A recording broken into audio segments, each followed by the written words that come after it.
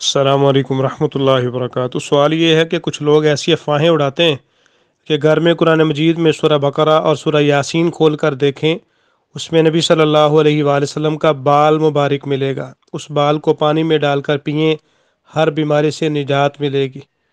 تو گزارش یہ ہے کہ یہ آج کے دور کا بہت بڑا فتنہ بن چکا ہے، قرآن سے بالوں کا نکلنا۔ کوئی جگہ بالوں سے خالی نہیں ہے، یاد رکھیں۔ سر کے، بھوؤں کے، مونچھ کے، داڑھی اور بدن کے ہزاروں بالوں میں سے نامعلوم روز اور کتنے بال گرتے ہیں، ٹوٹتے، منڈوائے اور کتروائے جاتے ہیں، اور وہ ہوا میں اڑ کر ادھر ادھر گھس جاتے ہیں۔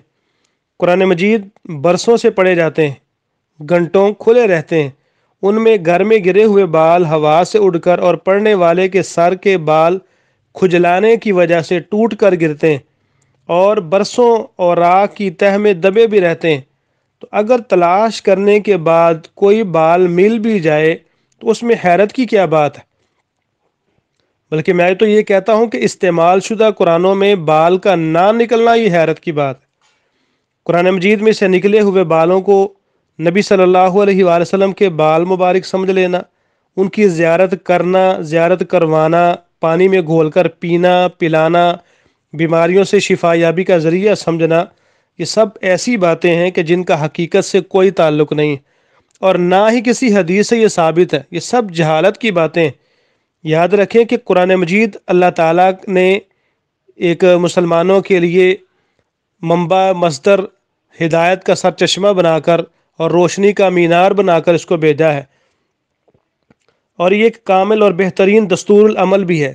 اس میں بھلائی اور ہدایت کا راستہ ہمیں تلاش کرنا چاہیے، اس کے اوامر و نواہی پر ہمیں عمل پیرا ہونا چاہیے، اس کی تلاوت کرنی چاہیے، اس کے معنی اور مفاہیم کو سمجھ کر اس کے مطابق عمل کی کوشش کرنی چاہیے۔ لیکن ہم ہیں کہ ہم نہ تو قرآن مجید کی تلاوت کرتے ہیں، نہ اس کی تعلیمات کو سیکھنے کی کوشش کرتے ہیں، نہ ان کی تعلیمات کے مطابق عمل کی کوشش کرنے کی کوشش کرتے ہیں۔ ہم صرف قرآن مجید کے اندر بال تلاش کرنے میں لگے ہوئے ہیں۔ اور پھر ستم کی بات یہ ہے کہ اچھے بھلے پڑھے لکھے لوگ اس دور کے اندر، ٹیکنالوجی کا دور ہے، اتنا فاسٹ دور ہے، اس دور کے اندر بھی ایسے اللہ دیتے موجود ہیں کہ جو آج بھی ایسی چیزوں کو درست مانتے ہیں اور بغیر تحقیق یہ دڑا دڑ آگے لوگوں کو فارورڈ کر رہے ہیں، شیئر کر رہے ہیں۔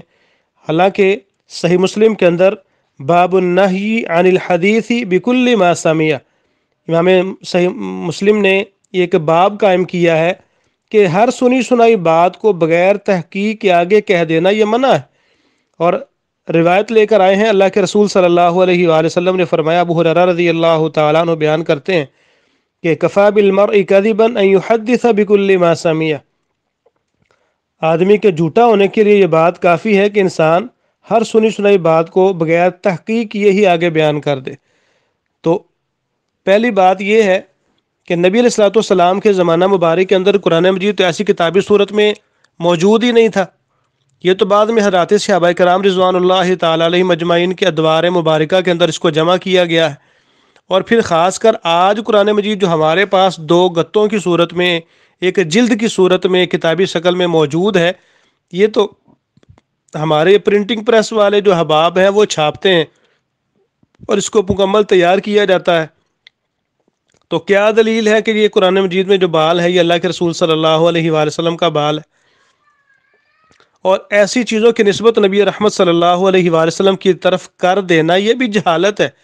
اور نبی علیہ الصلوۃ والسلام نے فرمایا ہے کہ اس آدمی کے وہ اپنا ٹھکانہ جہنم سمجھنا چاہیے جو من کذب علی متعمدا فلیتبوأ مقعدہ من النار، جو آدمی جھوٹ بول کے نسبت میری طرف کر دیتا ہے کہ میں نے ایسے کہا، میں نے خواب میں آ کے ایسے کہا۔